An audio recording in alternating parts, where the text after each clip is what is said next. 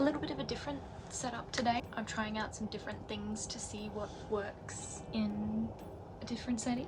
So at the time I'm filming this, next weekend is Easter weekend, so I thought I would take a shot at doing my very first kind of themed book recommendations video based around books that are kind of Easter themed, in the sense that some of these books are very cottagecore to me, they're very kind of gardeny, they're very kind of springtime feeling, and some of these books are based around kind of that classic Easter theme of kind of renewal and restoration and things like that. I am also not only going to talk about books that I have read, but books that I would like to read that I feel like do fit in this kind of cottagecore springtime Easter theme that we're doing. I would also like to acknowledge that for my southern hemisphere readers, it is not in fact going into springtime. We've actually just come out of summer and we're now heading into autumn, so it can feel a little bit strange to kind of see the rest of the world start moving into spring and kind of putting on their floral dresses, and we're just, you know, taking ours off. I thought in the spirit of, you know, Easter, and if you don't celebrate Easter, springtime, and if you don't celebrate Easter and you're in the southern hemisphere like me, then the vibes.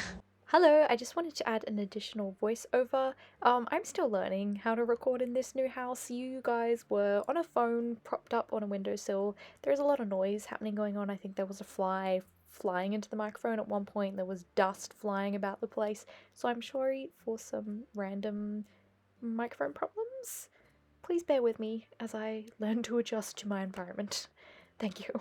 So the first book that I put on my little list of books that I wanted to recommend today was an absolute no-brainer for me, and that was The Hobbit by the good old J.R.R. Tolkien. This copy in particular is incredibly springtime themed. I feel like it fits very well with the kind of illustrations, the front cover, the spine. Between myself and my husband, we have 4 copies of this book and 2 copies of this one. This specific edition. So in The Hobbit, it's quite a classic tale, so I'm sure a lot of you are kind of already aware about what this book is about. We follow a little hobbit called Bilbo Baggins as he is pulled into an adventure by a wizard called Gandalf and a group of dwarves.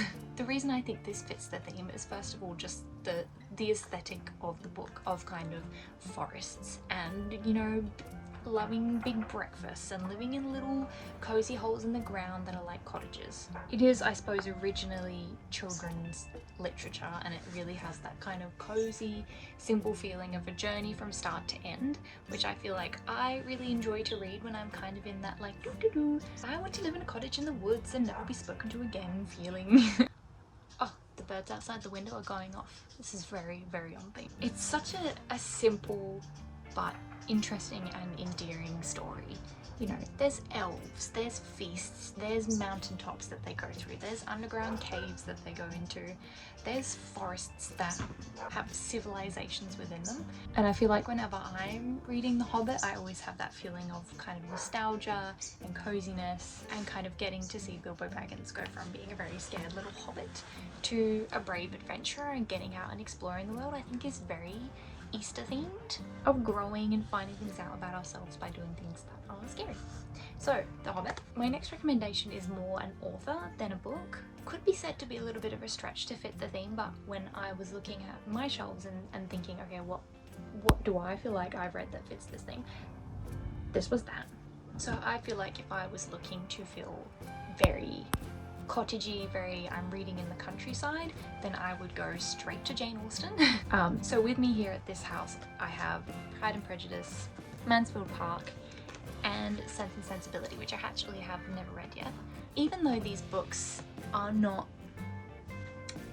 typically set solely in the springtime, even though they're not talking about bunnies and flowers a lot of the time, I still feel like they fit that springtime countryside feeling.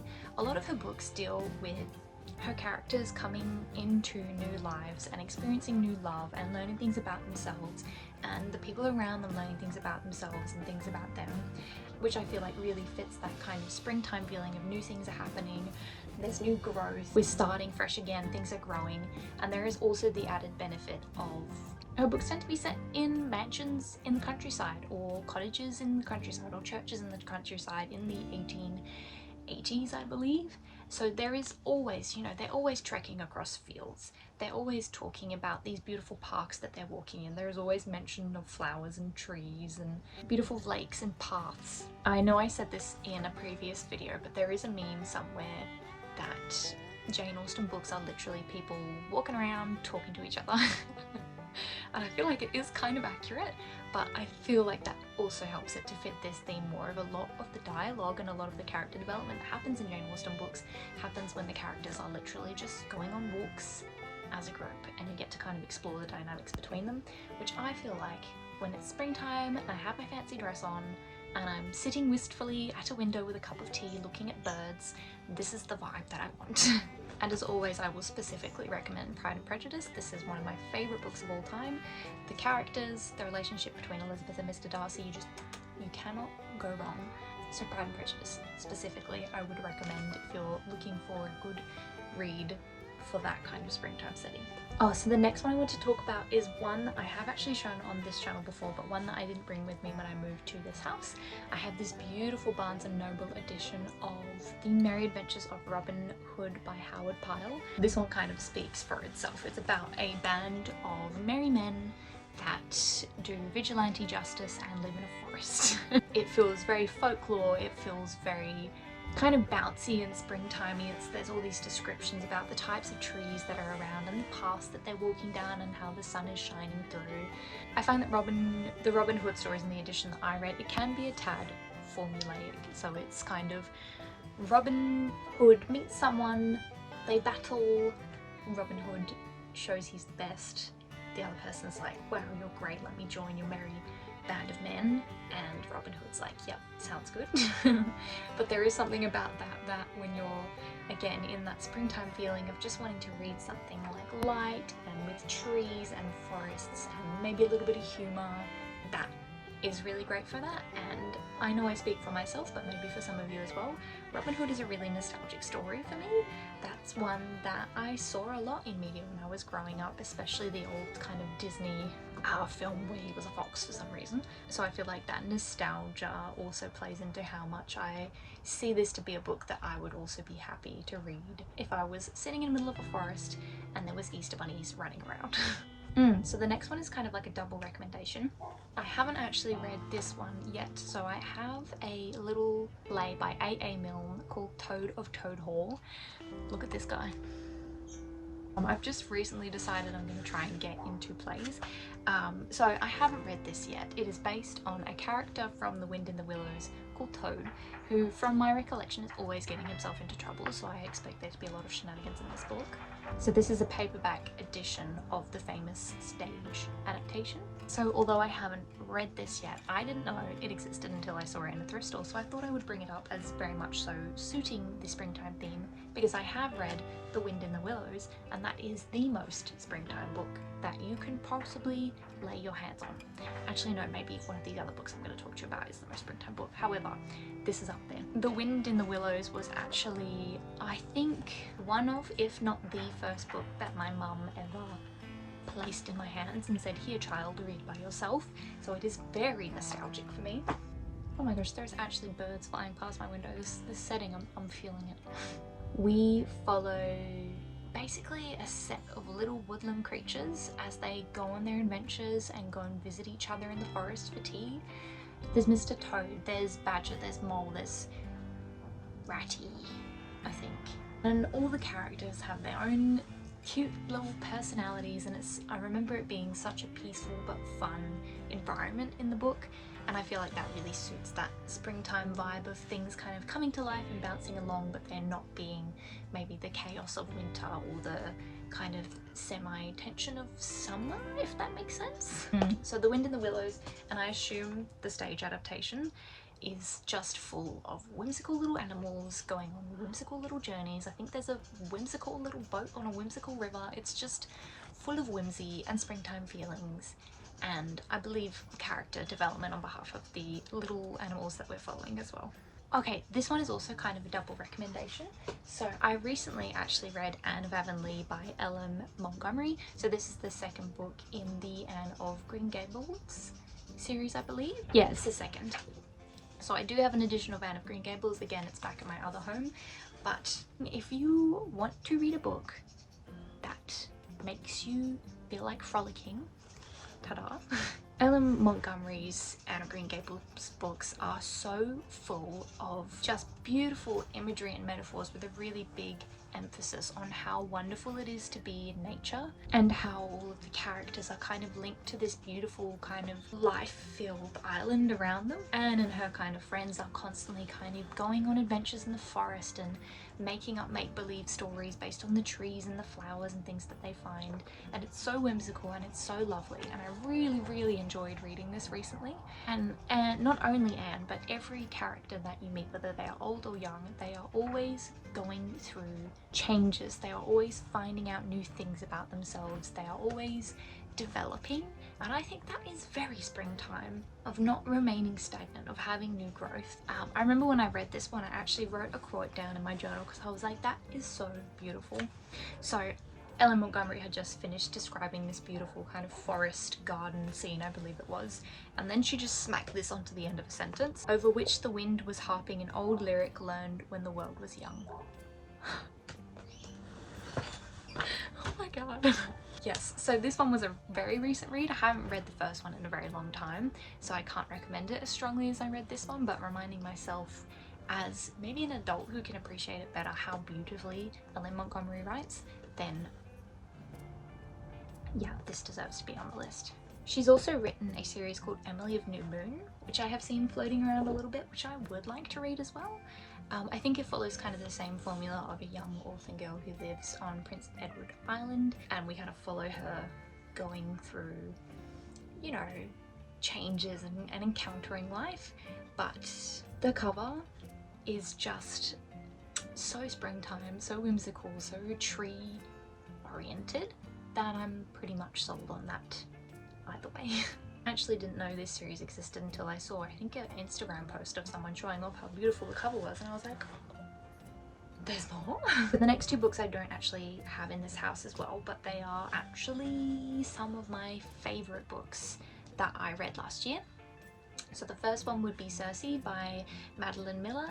This one, although it's not so much based in kind of a springtime setting, I feel like it still has that kind of cozy life garden oriented feeling to it.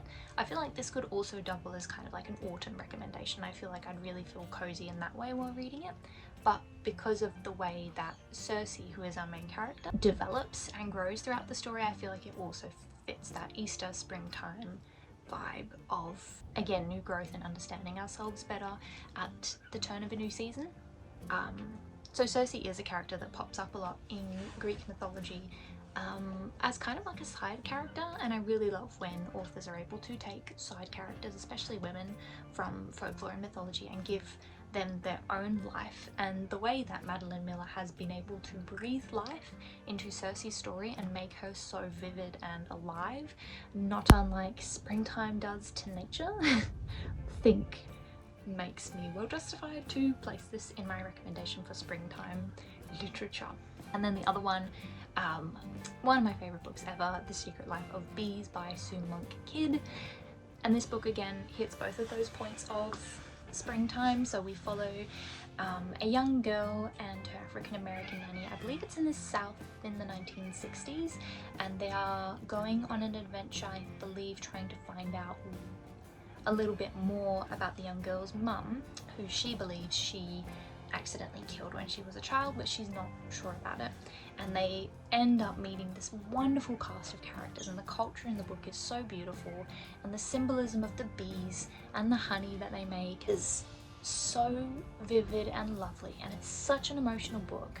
And these characters, again, not just that main young girl character, but all of the characters around her go through so much and learn so much about themselves, that I think it also fits this springtime feeling of, yes, being in that very garden, foresty, bees, flowers feeling, but also these characters are experiencing new growth, spring cleaning their personalities, one might say. And also I just will never stop recommending this book as well. And one more that I have read that I think is a little bit of a no-brainer, The Secret Garden by Frances Hodgson Burnett. This is one that I haven't read in a really long time.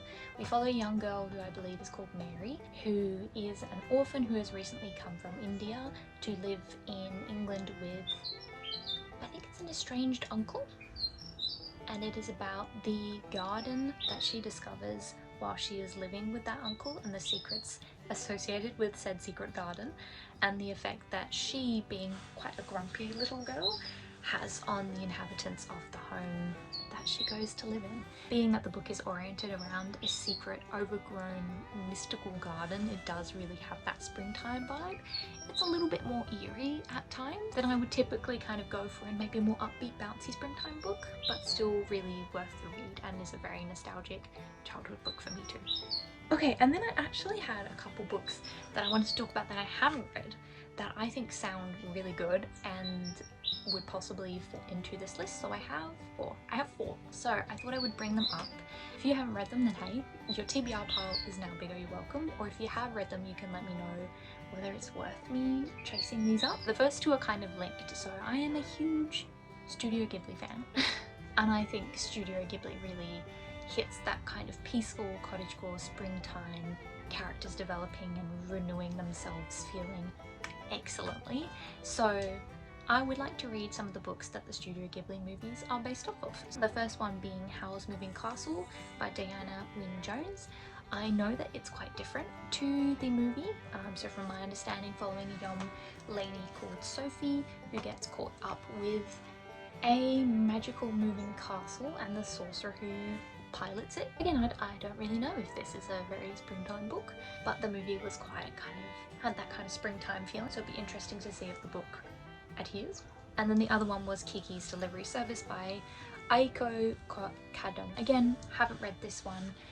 The movie follows a young witch who I believe leaves her cottage in the forest to go into the city and help a baker deliver bread, which is so whimsical and personal growth based and springtimey, so I would love to see how that translates in the original source material as well. And then this next book, I was googling kind of springtime based books that I hadn't read yet to add to kind of this end bit, and this one sounds like it is the most springtime book ever. It's called Wildwood Dancing by Julia Marilia. Let me find the blurb of this book and read part of it to you. So it's a loose retelling of the 12 Dancing Princesses fairy tale. Yeah, just listen to the first line of the blurb of this book. High in the Transylvanian woods, at the castle Piscal Draculi, live 5 daughters and their doting father. It's an idyllic life for Jenna, the second eldest, who spends her time exploring the mysterious forest with her constant companion, a most unusual frog. But best by far is the castle's hidden portal known only to the sisters. Every full moon, they alone can pass through it into the enchanted world of the other kingdom. There they dance through the night with the fey creatures of this magical realm.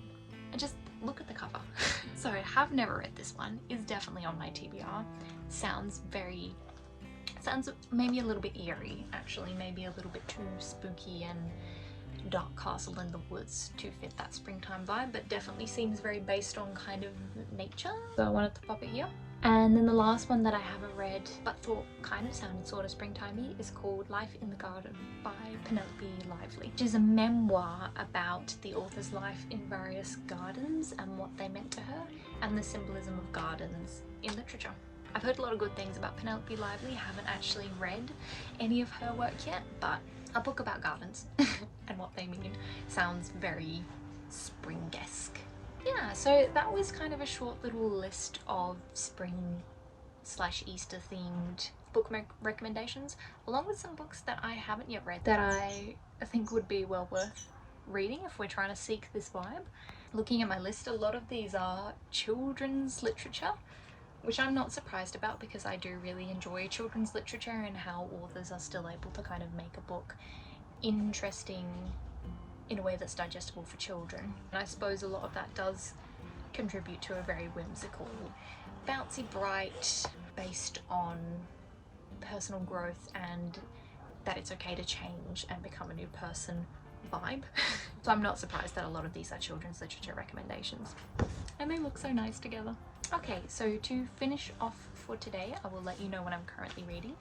So I'm currently reading Hamlet by William Shakespeare. This is my first time reading William Shakespeare in its entirety, and I'm certainly having a fun time, but I'm hoping to do a bit of a catch up soon on what I've been reading since I've been gone, so I will leave my thoughts about that for the next time I see you. Thank you very much for watching. If you've made it this far, let me know. Have you read any of these books? Have you read any of the ones that I mentioned I hadn't read, and do you think any of them are worth prioritizing on my never-ending TBR? Before you know it, you guys are probably going to have some sort of autumn book recommendation video, because we are going into autumn in Australia, so that's the vibe that I'm going to be in.